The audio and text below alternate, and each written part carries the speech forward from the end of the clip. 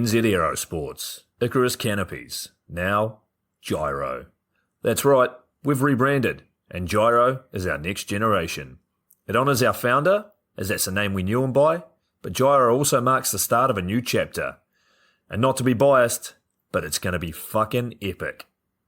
Long story short, we're more us than ever, so if you're new to the sport, or even a Sky God Ninja Turtle, welcome. I think our valiant leader Lucy, Gyro's daughter, says it best. And we still got that fuck yeah attitude. Rebrand! Woo! Rebrand woo indeed, Lucy. Anyway, head over to gyro.com for more info and get amongst your legends. I was 19, broke, unemployed, and sold my girlfriend's canopy for drug money. So I thought I better sew her a new one. What a sentence, and what a story. This describes the humble yet outrageous beginnings of NZ Aerosports, the home of Icarus Canopies, in the words of our founder himself. From getting a paratrooper toy from his mom, watching parachutes at the DZ as a 6-year-old, jumping off the wharf with a parachute made from bed sheets, doing his first jump at 16, sewing his first canopy on a borrowed machine at 19, and starting to sell parachutes out of a garage in 1986, Paul Gyro Martin had an undying love for the sky. Our company started with one man with the wildest of spirits and a true blue sky dream, a renegade. In the time that Gyro created and ran the Icarus Canopies brand until he passed away in 2017, he pushed everything he had to its limits. We miss him, and we always will. Gyro is the next generation of NZ Aerosports. It honors our founder, of course, because it was the name we all knew him by, But Gyro the rebrand also marks the start of a new chapter, our next jump. Gyro is the space between sound and silence, art and science, chaos and calm. Gyro is a state of epic tranquility that transcends understanding. That moment, in the door, in free fall, mid-swoop, where nothing but the present exists. A perfect balance of euphoria and thrill. Gyro captures our passion for flying and our commitment to designing break-the-fucking-rules canopies that deliver pilots pure, wild flight. Hey gang, so I got a new book out. It's called The Upside of Fear, and it's exactly what you think it's about. It's about the good side of, well, getting scared. In it, we talk not only about the science and biology behind fear, but the psychology as well. And it's not just coming from me, it's coming from some of the best in the sport. Omar Alhigelan, Jeff Provenzano, Maxine Tate, and so many more have contributed their sometimes terrifying stories to the book to help you overcome your fear. So head to the lunaticfringepodcast.com. You're going to find the link to the book there, as well as the other books. It's available in ebook, paperback, hardback, and audiobook right now. Coming straight from the cockpit, it's another episode of Lunatic Fringe with the fucking pilot.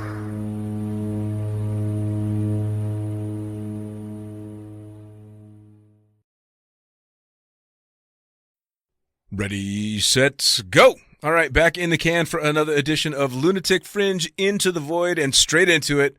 Who the fuck are you? What do you do? I am Scott Fitzgerald. I get called Toppdog for some silly reason, and I ride dirt bikes. You ride dirt bikes. You don't just ride dirt bikes, dude. You do some stupid, crazy shit on dirt bikes. Yeah, try to. Fucking hell, man. I've seen, obviously, I took a deep dive into your Instagram and all this stuff. You're riding dirt bikes, doing it with Nitro Circus and doing all kinds of pretty sick shit, man. I was really impressed. Yeah. No, I'm lucky enough to get to ride with Nitro Circus. It's pretty much the biggest worldwide freestyle team and action sports team. So lucky enough I get to travel the world with those guys, which is awesome. Best time. That is absolutely incredible. I was lucky enough years and years ago when I lived in Las Vegas to set up ramps for a Tony Hawk thing, and he had a bunch of the Nitro Circus guys out there, and just seeing the setup that goes into the shit that you guys are doing is insane, man. Yeah, dude, it's crazy. Like the track crew kill it. Like sometimes we're on buses and stuff from venue to venue, and like they've got 24 hours to get there, set that up. We get there and we're ready to do another show. It's crazy, but they're pretty much the legend behind it as well. So I'm pretty. Let's dive into it, man, because I want to know how you got started on all this, and we'll obviously talk about skydiving at some point. But I really want to know how you got started in anything extreme, and then especially how you ended up with fucking Nitro Circus. Yeah, dude, it's actually pretty a pretty crazy story. I really I got into dirt bikes real late in my life. So the way I got into it, I kind of grew up surfing because I live on the Gold Coast, obviously. So I got lucky enough to meet John O'Porter. He's a legend of the sport. It's actually his 40th birthday today. Wow. So I met him and Kane Saul through a girl that we both all used to pump back in the day. All right, fair enough. And so got to meet those guys. It's a pretty funny story. I actually wasn't a big fan of those guys back in the day because I was a surfer and they were a dirt bike rider, which is pretty funny. And then after John O'Porter passed away, Kane ended up moving down to the Gold Coast and moved in with me, and he had a mini bike, so I ended up getting into dirt bikes that way. And then got peer pressured from those boys to do a backflip. Started doing backflips on mini bikes, and then that led into Krusty Demon's tour. So I was pretty much a 50-50 chance of just hucking it at every show into that, and then decided to get a big bike, and then that's where pretty much my freestyle career took off from that. And damn. Yeah, now Krusty Demons is like the OG fucking video from way back in the day. Yeah, I mean that was like the original holy shit, I can't believe they're doing this stuff kind of thing. Yeah, that was kind of like all the OG guys that started the freestyle kind of scene. So That's kind of how Pastrana got into it as well, didn't he? Because he went from straight track riding and then ended up on one of the first or second Krusty Demons video, and then he's fucking Travis Pastrana. Yeah, and he just obviously Travis Pastrana is just a loose cannon, was jumping everything and doing crazy stuff. And got onto Krusty's, and then So how the fuck? I think it got a lot of people's freestyle career taken off from Krusty Demons. So. Yeah, for sure. I mean, well, because I know jack shit about the sport, but I know Krusty Demons because there was, and I don't remember the guy's name, but he was the one that launched off the sand dune for like fucking miles, and you're convinced he's a dead man, and he's laying in the sand talking. So yeah. Yeah, good old Steph Henslow. sick shit, man. So how did you got talked into doing a backflip on a mini motorcycle? Is that as freaky as it fucking sounds? Well, it was pretty funny. So we went out to a guy called Matt Shoebring's house. He was the only guy in Australia that had the foam pit at the time. And I was going out there. I didn't really ride dirt bikes. And I was going out there, and I thought I was just flipping off this little mini bike ramp. We're like, yep, going out there. And then he's like, oh, I don't have a mini bike ramp. I've only got a super kicker for a big bike. And even the other boys that actually rode were like, fuck, I don't want to go off that thing. And I'm like, fuck, I've never even hit one. I'm not going off that thing. Anyway, so they started doing it. I sat around for a couple of hours going, fuck, I don't want to do it. And then I was like, fuck, just do it. And then, I ended up doing it sweet the first time I tried one. And then, that's how it kind of evolved from there. And then pretty much a couple of weeks later, I was doing it to the dirt. So Jesus. I mean, the injury rate in motocross is like obscene though, isn't it? It's especially with the stuff you're doing. It's not if you get fucked up, it's when and how bad. Yeah, definitely. It's one of those sports where any time it can happen. Doesn't matter what fucking how high the game you are. Like if you crash, it hurts like shit, and you can potentially hurt yourself really bad or kill yourself. Jesus. I mean, it's kind of funny because I've talked to a bunch of people in different sports now that found their way into skydiving, and for at least half of them, and I would assume skydiving is the safe option.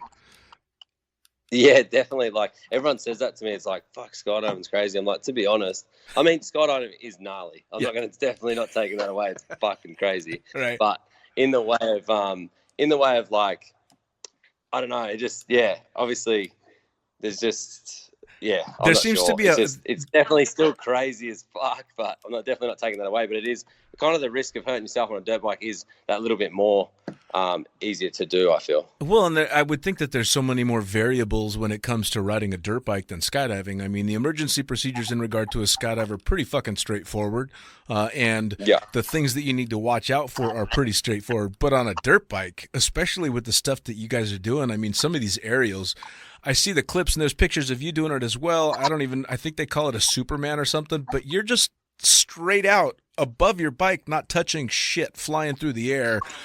That's got to be pretty freaky, man. Yeah, it is pretty gnarly, but I mean, you do work yourself up to that. I mean, you start off small and get to that. Sure. And then it always does become muscle memory like every other sport. So I don't know I don't think I'm set up for that kind of fucking muscle memory, man. That's pretty hardcore. I mean, it seems like it would be one of those things where, like in skydiving, every once in a while I'll get a reality check, and you look around on a jump or when I'm flying, and you look around and go, I can't fucking believe I am doing this shit. But on a bike, the visuals, because in a skydive, right, you're up so damn high that the ground's not rushing up at you. Nothing's flying by unless it's your buddies that are fucking up the jump. But on a dirt bike, when you're maybe 30 or 40 feet off the ground doing God knows what kind of speed, Jesus.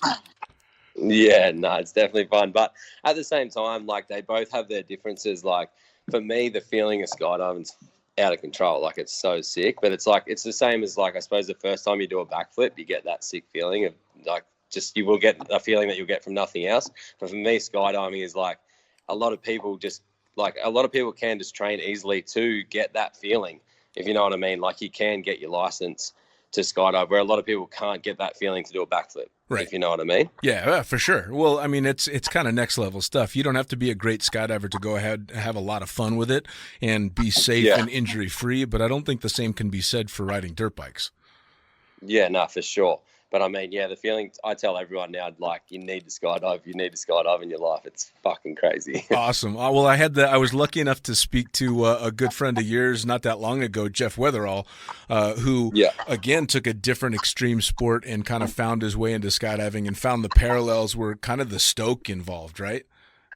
Yeah, for sure. Jeff's a legend.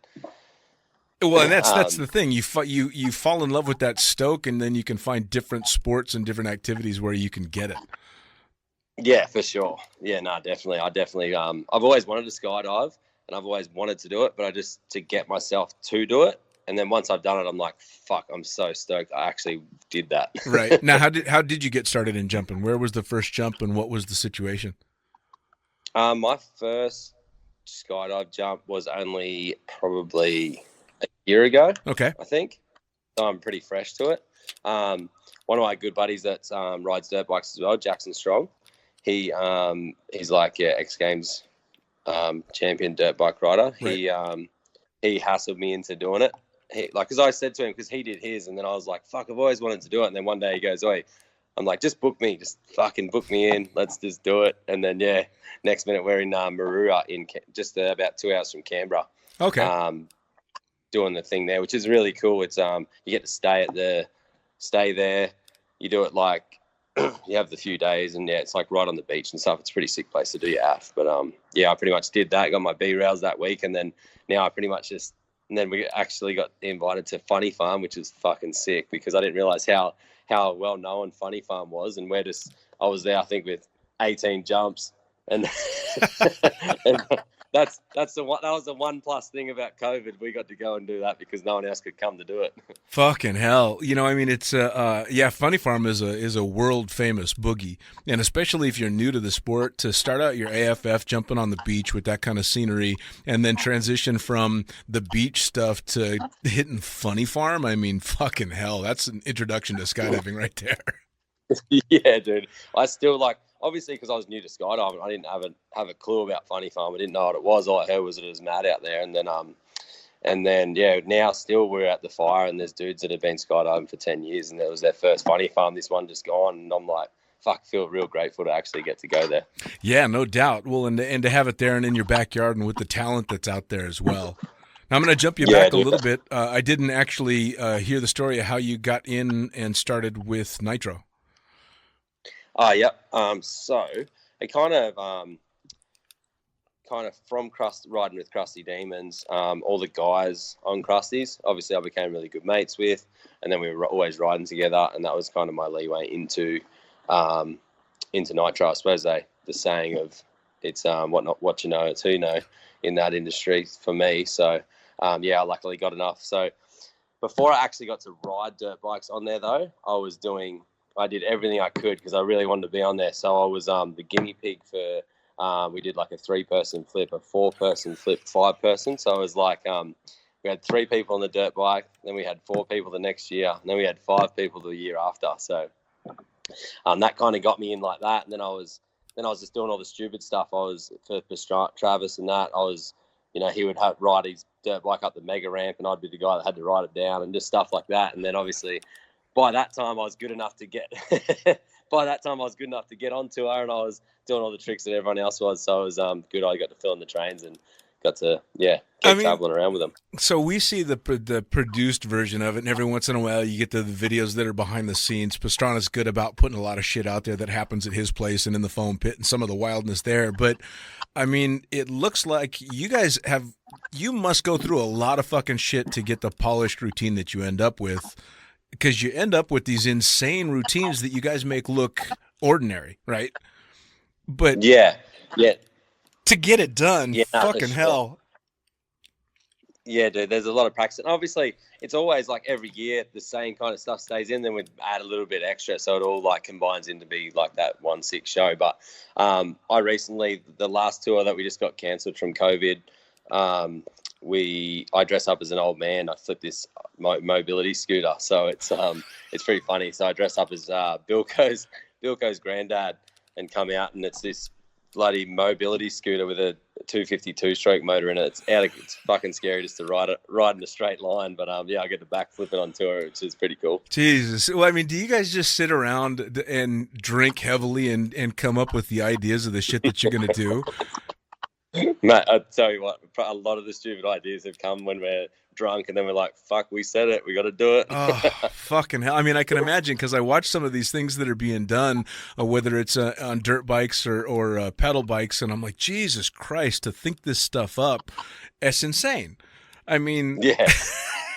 I mean, some of the shit that the guys do on the Mega Ramp, it's like, is that even going to work? And they're like, let's just try it, and most of the stuff somehow works. Wow. Oh, so what's the sketchiest thing you've either attempted or been asked to try and pull off with that? I think on tour, I think probably it'd definitely be like the multiple people on the bike. Like that was really scary because a lot of them went really, really wrong. So every time we'd have 8 nights of crashing and just have skin off everywhere, and we'd just be getting back on to go again. It was like, got to a point in one Europe tour, we're just like, fuck, are we really doing this again? And then, I mean, probably the other thing's probably the old man scooter. It was pretty scary for me because it was like, I flipped it in the foam pit about twice, and then I got to the show and we couldn't get the ramp to go down, so I had to push it back a bit further. Right. And then I didn't know if I was going to hit my head on the top of the ramp because I flipped so low. And I was like, oh, fuck, I've gone through all this practice. I got to just do it. So that was pretty sketchy. But Jesus Christ. What does your family think of your profession? Yeah, they actually kind of worked into it now. They don't really care. So I've broken enough bones. Yeah, I mean, I'm guessing you've spent a fair amount of time in emergency rooms, but you seem to be walking in a straight line anyway, so it doesn't sound like it's been anything too horrible, has it? Nothing too crazy. I mean, I broke my leg a fair few times. I've broken both my collarbones. I've ruptured my spleen, broke my wrists. Been knocked out a fair few times, but yeah, there's nothing damaged enough to make me walk with a limp or anything, so that's good. I love that list is what you consider a mellow injury list. Yeah. That's pretty good, man. So you get started with your skydiving and you have an absolute blast on that first jump and decide you want to go through with it, but you're still super fired up. Like, how many jumps do you have now? 71. Okay, so you're still super low time, which means you've just got this incredible energy to go out and play. But yeah, I guess I'm trying to figure out where that comparison would be. You said that you kind of get that same fire out of doing the backflip on a motorcycle, but do you ever find in free fall, because you do all this other stuff, that you're like, all right, this is actually kind of chill? Or are you already going balls out on your skydiving? No, I kind of have tried to be. I've been doing stuff that I probably shouldn't have been, but I mean, I feel like the best thing about skydiving for me is it's one sport that you cannot stop learning in. I feel like it's just there's nothing better than a sport that you can just keep learning. So, yeah, I mean, I've kind of just got to that point now. I'm over just fucking around. I just want to, like, one thing about Funny Farm, I suppose, was I kind of didn't care. I was like, I don't care about learning shit. I'm just happy to jump. Like, it's sick. It's a sick rush already. But then you get to farm and then, like, everyone's going out on these fucking groups with, like, 17 angles and shit. And you're like, can't go on it. And you're like, fuck this. I need to learn that shit. So I'm just at that point now where, I mean, I have done, like, 7-way angles and stuff, but just, like, the stuff that those guys do is fucking out of control. Right. Well, and that's the cool thing is, you're right, being able to continue to learn. I mean, fuck, I got 25 years and a little over 10,000 jumps in the sport, and I'd say probably 3/4 of the skydiving community can outfly the shit out of me. So I've got lots of learning to do. But that's cool, right? Because, I mean, how can you get bored when you've always got something to learn? Yeah, definitely. So I mean, that's the same thing as with skydiving now. I suppose you probably grew up in the bit where you didn't have iFly, you didn't have the wind tunnel. No, I mean, so you're like full OG of like, just learning. You would have spent more time in the sky and learning your own shit. Where there's all up and comers that spend 30 grand on the tunnel and they're doing gnarly shit straight away. Oh, of course, yeah. But I was lucky in that I started jumping in Las Vegas, which, funny enough, had one of the first wind tunnels in the U.S., but it was a low-speed, low-power wind tunnel, so you had to wear these big-ass baggy suits to be able to fly around. So I got really good at flying cloth. but not necessarily Yeah. flying my body. So I still had to go learn one jump at a time, which Yeah. Okay. I mean, I'm constantly blown away with how amazing the skill level is with most of the jumpers that start now that have access to a tunnel. And I don't take away from their skill whatsoever, but I still do kind of. I pat myself on the back a little bit because I get to say, yeah, I learned it fucking 45 seconds at a time. Yeah, for sure. I mean, for us, it's more so like the guys that didn't grow up with foam pits and they just had to huck it to dirt. Like, fuck, it's fucking way gnarlier than anyone that had to go through a foam pit and got to learn it before they had to go to dirt. So. Oh, absolutely. But I mean, I love the fact that the tunnels have become what they've become because the level of skill and the shit that people are doing nowadays is at a level that 25 years ago I never would have imagined. You know, I mean, I'm seeing shit that just was the stuff of dreams, you know. Same with dirt biking, you know. I mean, you guys are seeing shit that you just couldn't have imagined when it all got started. Yeah. Yeah, no, for sure. Definitely the sport wouldn't be where it is at if it didn't have foam pits or airbags. So. Yeah, for sure. Now, having just come back from Funny Farm, I know lots of people listening fucking hate you right now because most of them are either barely jumping or have certainly no boogies to go to. So how out of control did it get this year? Well, I haven't seen it from the years before, but it's a mad time. It's just like everyone there is a dead set legend. Everyone's there to jump out of planes. Everyone's there to have fun, and we party. Well, I definitely did party every night, but the best thing about it is every night you party and there's always someone back at the fire. Not everyone goes home that night, so it's pretty cool. Yeah, for sure. Now, I was told by Jeff that I had to ask you a couple of questions, and I think I already told you, but he asked me told me I need to ask you about tearing yourself a new asshole. Yeah. So I obviously I'm pretty new to the sport, so I'm not the best on me flaring that day. So I came downwind. With the wind change when we were up in the plane. Anyway, it was pretty strong wind, and it was so we had to land downwind. Anyway, I obviously didn't flare properly and I had to skid on my ass, but I only had this like real thin jumpsuit on with just boxer shorts. And anyway, I got up and I'd ripped pretty much half my one side of my whole ass cheek, all up nearly ripped myself a new arsehole. Oh, from a downwinder with a shit flare. Yes. Yeah, that'll happen. And it was pretty funny. I had one of the medic chicks, the older lady, like Rhonda. She's like a legend in the sport too, like out there. And she's a paramedic. So I had her. I'm bent over in the shower. She's sticking a butt patch on me, creaming it up. It was pretty funny. That's awesome. I was also told he said that I should ask you about your getting ready for Funny Farm and packing. Yeah. So the night before Funny Farm was my birthday. So we went out that night and we pretty much realised it was time to go to Funny Farm. And we were still up drinking. So my packing was throw a couple of jumpers, throw a couple of shirts in didn't even have a backpack. I had a washing basket. So I threw that in, threw a couple of shirts and socks in there and chucked it in the back. And then halfway on the way, I was like, realised I didn't have a pillow. I didn't have a doona. And it's fucking cold as shit out there too. So I pretty much drove, we drove this. I actually had to give the car over to someone else to drive me out there because I was too drunk. Get out there, and then I was just hit a wall, and I ended up getting one of the paramedics to whack a drip in my arm so I could get some water in my body so I could have a sleep. That's fucking perfect. Hey, dude, you fit right into skydiving. Yeah, that was my first day at farm. Oh, without a doubt. We used to have at one of my old drop zones, we had a guy that was a nurse as well, and he'd come after the big events and bring IV bags and vitamin B12 shots and line you up and get you back and ready to go because we'd go pretty fucking big back in the day, for sure. Yeah, for sure. How long were you out at Funny Farm? What is it, a week long? Yeah, week long. Yeah. Fucking hell. It was Friday and Friday. Jeez. Pretty much. Need a vacation from the vacation, huh? That was my first day. And I was like, fuck, I still got a week of this to go. Yeah, you got to pace yourself on that. It's fucking good.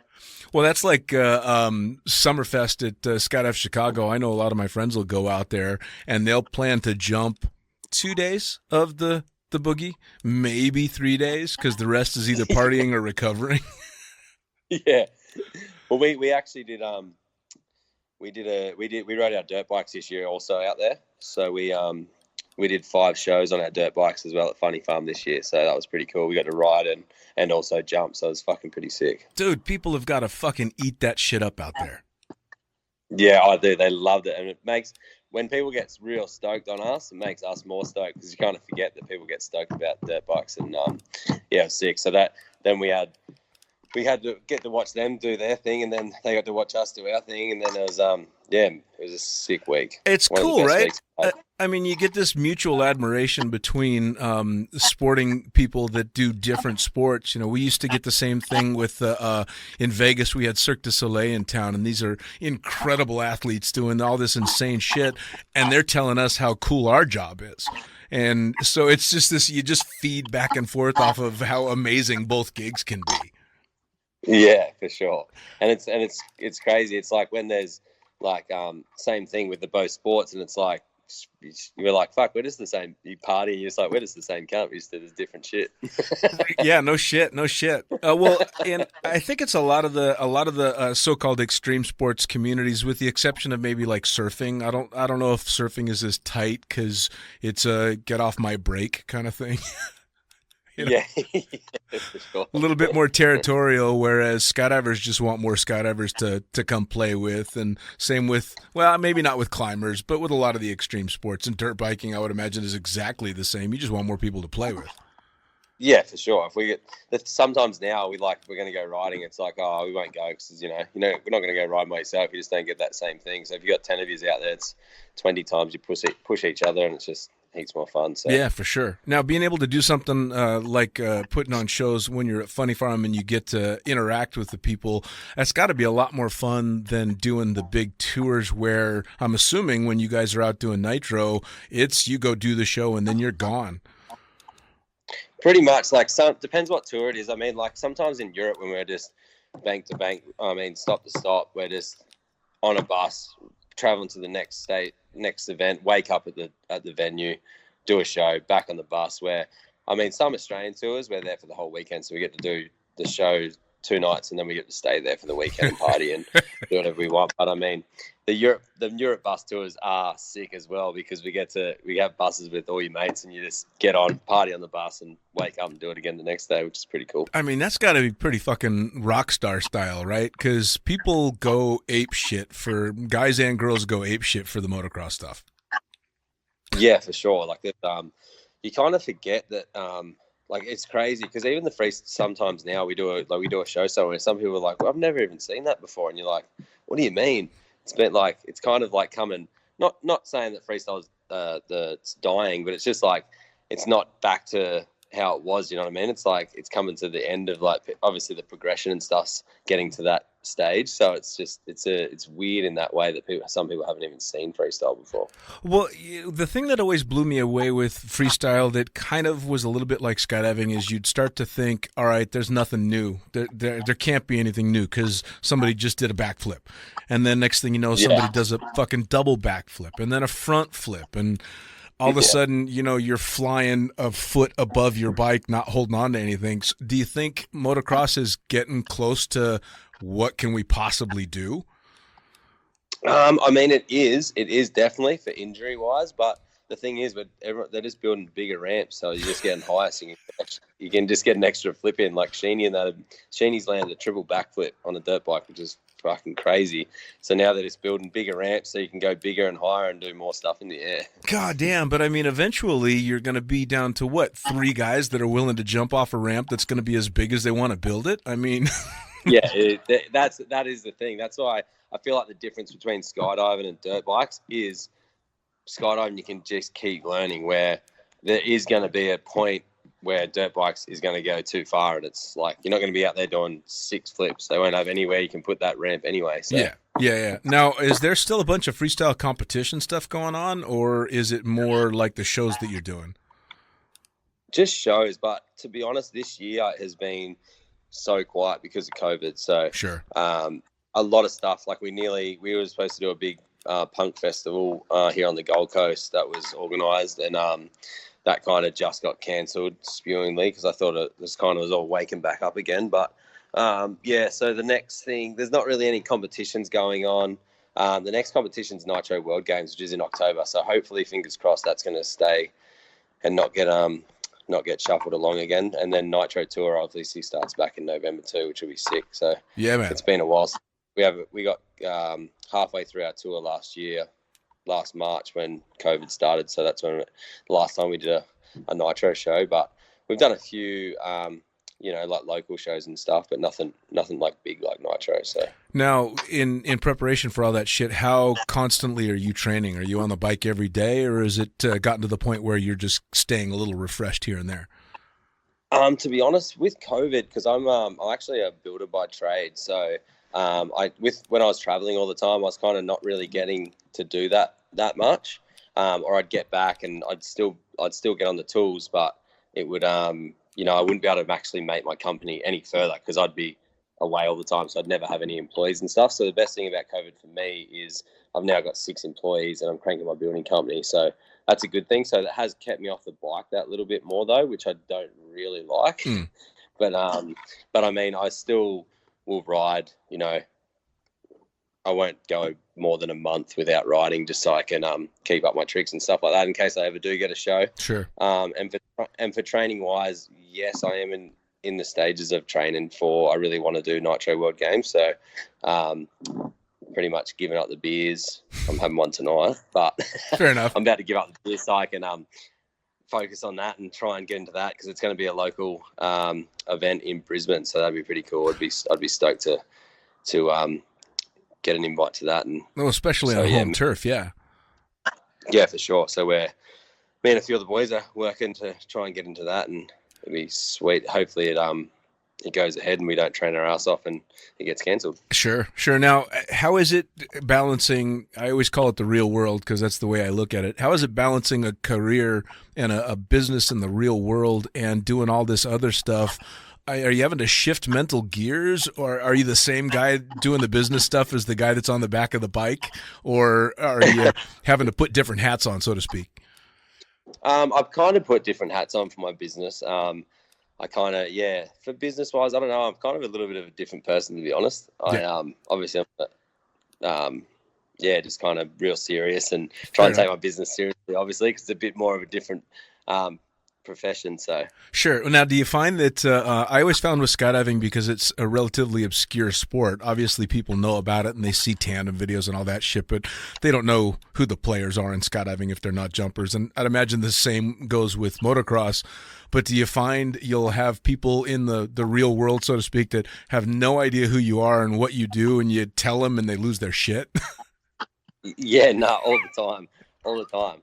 It's pretty funny. Like, especially if they find out that I ride dirt bikes and they look at my Instagram from work, if I'm building a house or doing renovations, they'll be like, "What the hell? I didn't even know you did anything like."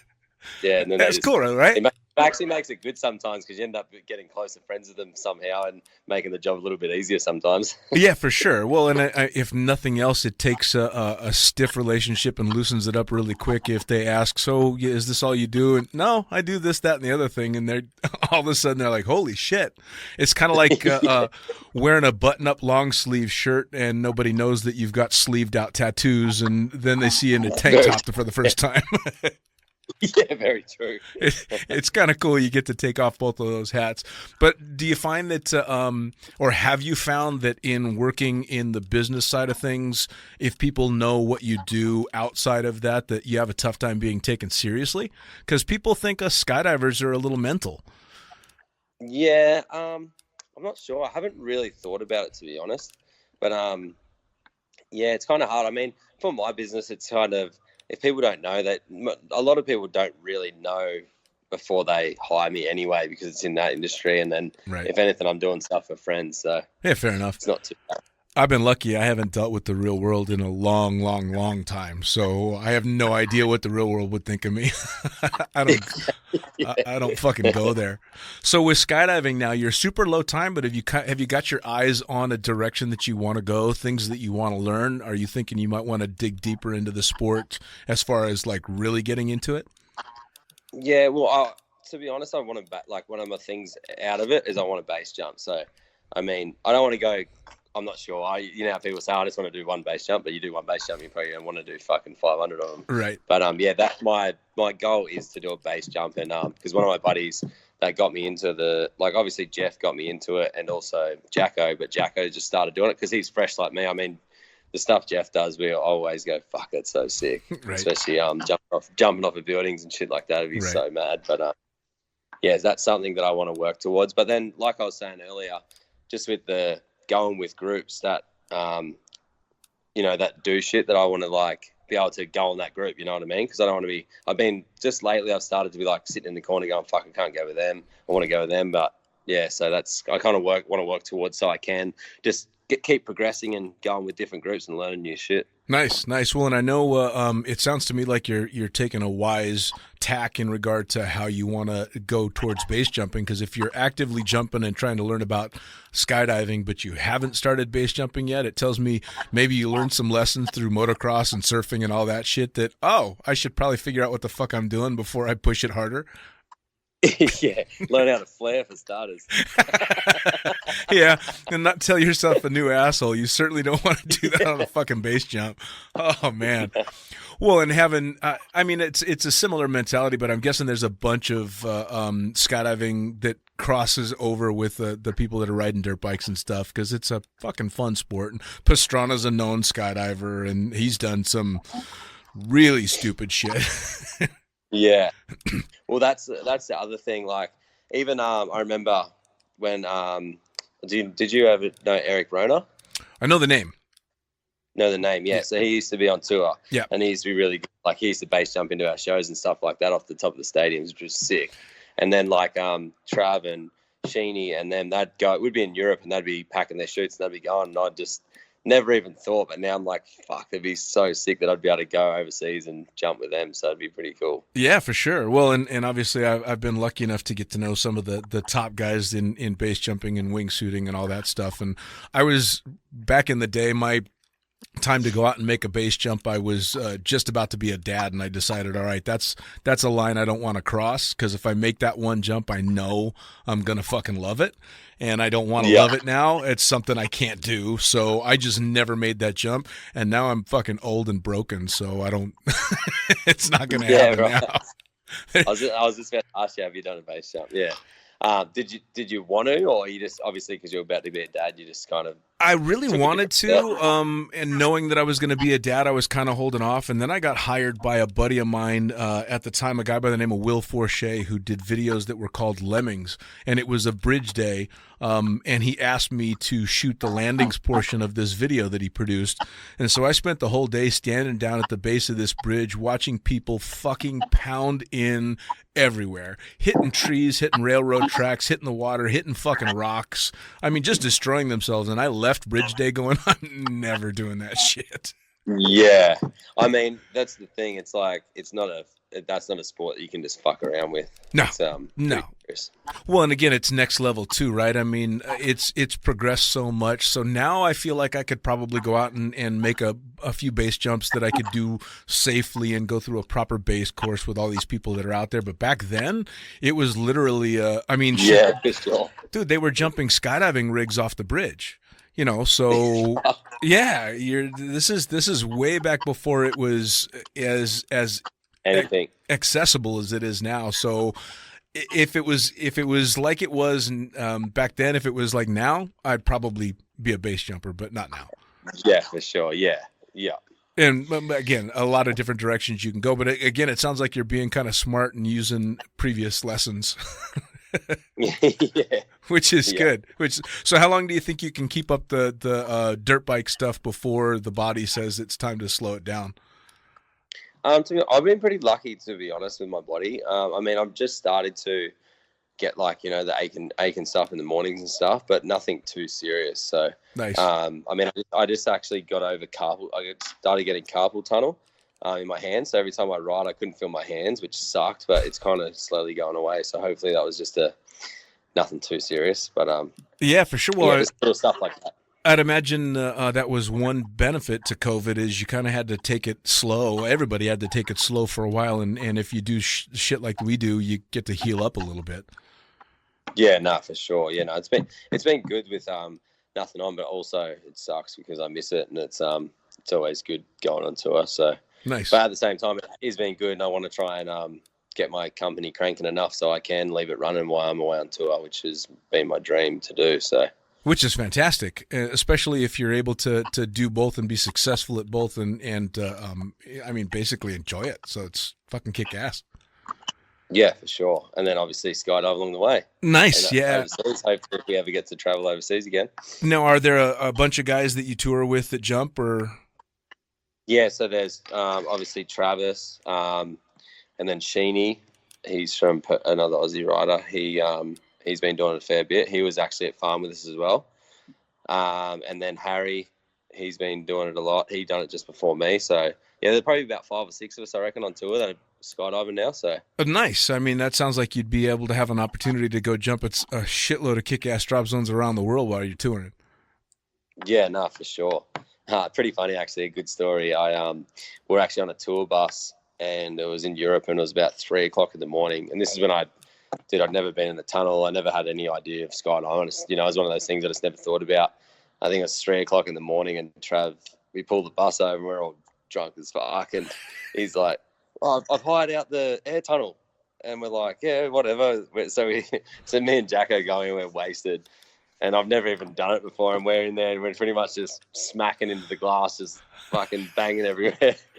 And Travis, because obviously he does it all the time, he knows what's going on. He's like, "Get the fuck out. You're wasting my tunnel. You're wasting my," because he's paid for the tunnel time. We're in there, this maggot smacking against the glass. Couldn't even know what we're doing. So it's pretty funny. Dude, now I'd be like, now I know what it is. I'd be like, "Get the fuck out." Dude, that's an epic fucking first tunnel story. Yeah, Travis Pastrana bought out the tunnel I flew in for the first time, and I was fucking hammered. And Jacko, we got out of the tunnel, and Jacko's spewing up because he was so drunk. It was classic. Oh, that's perfect. That's perfect. Yeah.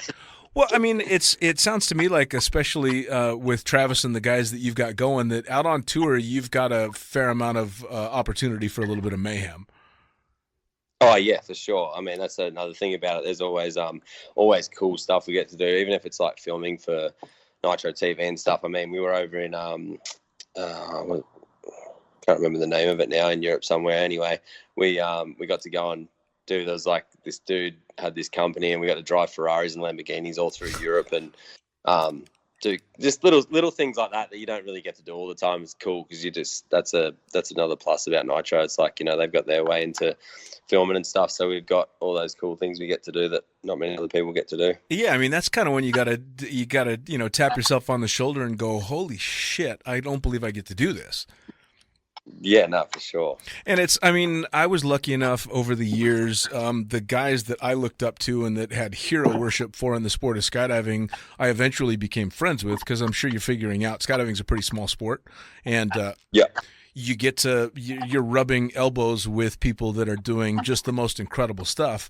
But you find out, hey, these are just real people, and they're super cool, and they dig the same thing that I do. And I have to imagine that even though it's on a bigger scale, somebody like Pastrana or the guys that you're working with and touring with have got to be the same way. They're just doing what they love. Yeah, no, for sure. It's good. It's like everyone loves what they do, and yeah, no, it's sick. And everyone's like same thing. It's like in the skydive, I feel like in the skydive world as well, it's kind of like all the dudes that are like killing it, they're still legends, and they don't really care. That it's like everyone's just a good mate, and they're happy for everyone to be there, which is a cool thing, I think. Oh yeah, man. I mean, I've had the opportunity to have him on the show a number of times and become friends with him over the years. And Omar Al-Hijalan was just put into the Skydiving Hall of Fame. And this is, one of the OG badasses that was helping invent what we know as free flying now back in the day. And I literally would watch his videos stoned off my ass in a trailer in Paris Valley, California, watching this guy doing this incredible shit, and then cut to a whole bunch of years later, sitting and shooting the shit with him and having dinner. So you're like, all right, yeah, this is pretty fucking cool. And the cool thing about it is he's still out there doing it right now, as are all the other guys that I looked up to back in the day. They're all still jumpers. Like, the shelf life for skydiving is a lifetime. Yeah, for sure. It's fucking, yeah, I mean, that's the same thing for me as, like, I mean, well, for me, I was a surfer, and yes, I did watch all the videos, and I did know who all the guys were, and then I kind of, like, look around, I'm like, fuck, I didn't even, like, I got a dirt bike when I was 25 years old, so I was like, never even thought that I'd even be on tour, let alone do a backflip on a dirt bike when I was 20, so. How funny is that, man, that 25 is fucking old to get started? Yeah, for sure. It is. Sure. I mean, a lot of people are like, "Oh, did you start riding when you were young?" I was like, "Nah." I seriously. I mean, I always wanted a dirt bike when I was young. My parents just weren't wealthy enough to buy me one, so I had to wait and buy my own. But by that time, I was into surfing, and I didn't really care. And then, yeah, obviously, slowly moved in. How hard were you going at the surfing when you were young? I loved it. I wanted to be good at it, and I tried to be good at it. I mean, I can surf, but it was never going to take me anywhere. Fair enough. Yeah, I feel exactly the same way. I absolutely love it, and I completely suck at it, and I've got scars from it. Yeah. So it's something that I get to enjoy and know that I'm just never going to be really any good at it, which is fine with me. Yeah. I'm fine with that. I mean, I can surf, but I can't say that I'd ever. It definitely wouldn't take me anywhere. Yeah, fair enough. It was funny when I got to talk to Jeff, and he was saying that he had a shot to take it all the way, but he just began hating it because it just became a job to him after a while. And I'd say maybe that's the benefit to your starting later in life on the bike is you knew that was something you wanted to do, so you pursued it instead of just doing it since you were a kid and forgetting why. Yeah, no, for sure.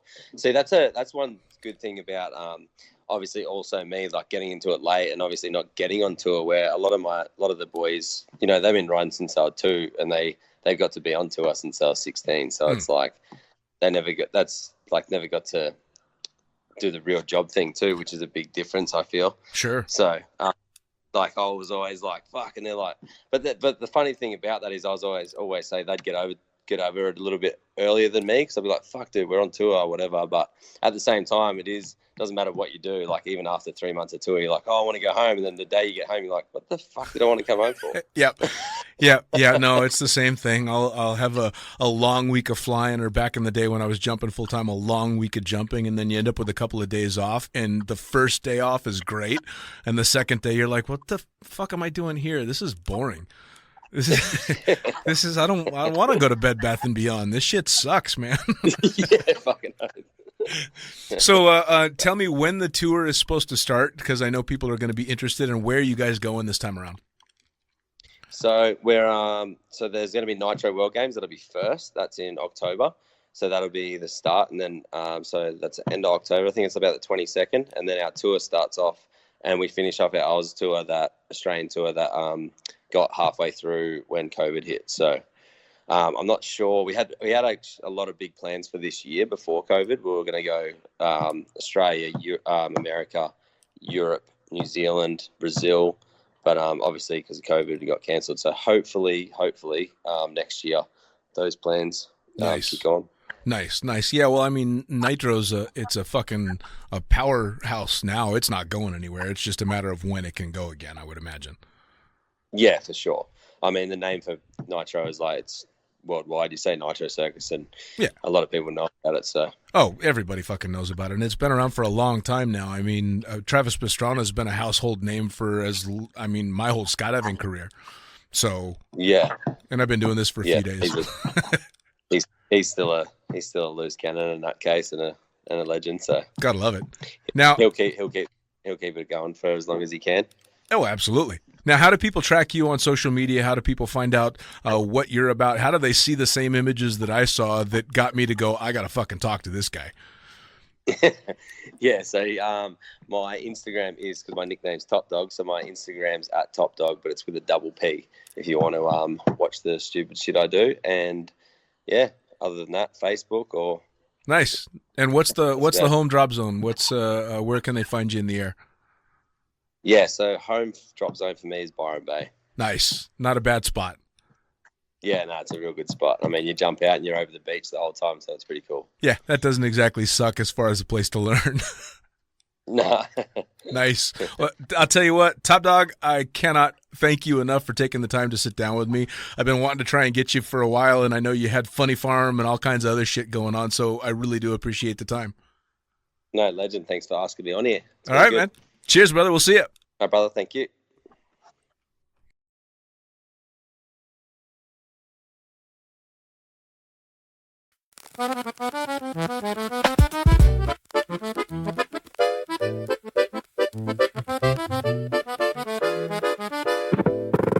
Dolce far niente,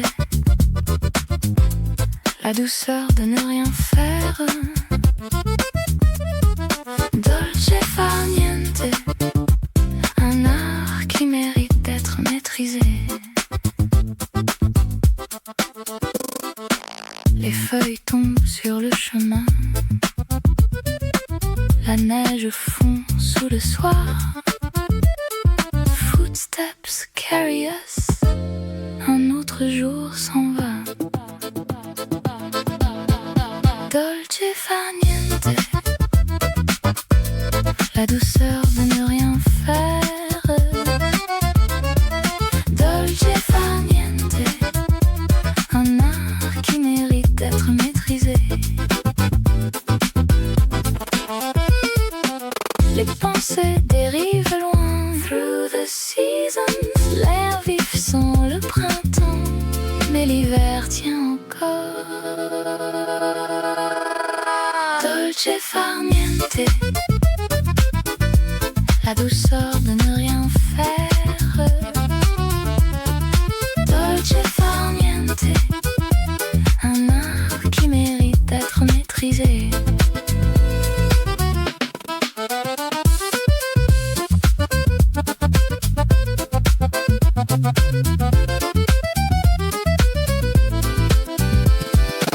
Les pensées dérivent loin. Through the seasons, l'air vif sent le printemps, mais l'hiver tient encore. Dolce far niente, la douceur de ne rien faire. Dolce far niente, un art qui mérite d'être maîtrisé. Un jour, un mois, une année, marked only by memory. Pas après pas, on avance sur le chemin du temps. Dolce far niente, la douceur de ne rien faire. Dolce far niente, un art qui mérite d'être maîtrisé.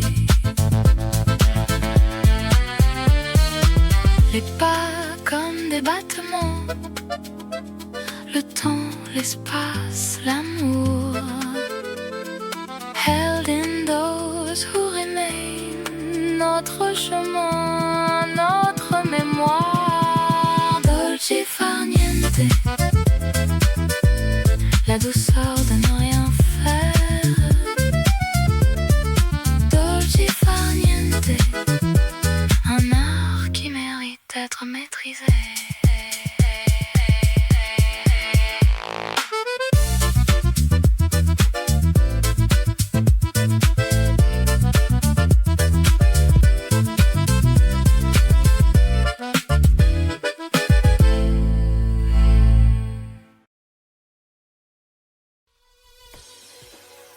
Well, there you have it. Another episode of the Lunatic Fringe podcast brought to you as always by, well, wait, not as always, actually. Brought to you now by Gyro. Formerly known as NZ Aerosports, you'll head to gyro.com for their next level line of canopies. By Pussfoot, the Extreme Sports Collective. Head over to pussfoot.com to check it out. By Summit Parachute Systems, check out summitparachutesystems.com to talk to Jarrett Martin and the gang about kick-ass pilot rigs, rigging courses, and more. By Flyaway Indoor Skydiving, go to flyawaytn.com and check out all the cutting-edge stuff to come. By Pure Spectrum CBD. Head to purespectrumcbd.com to check out their wide range of CBD products.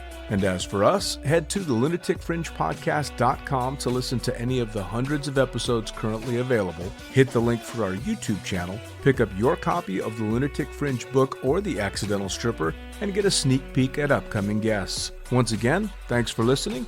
We'll see you next time.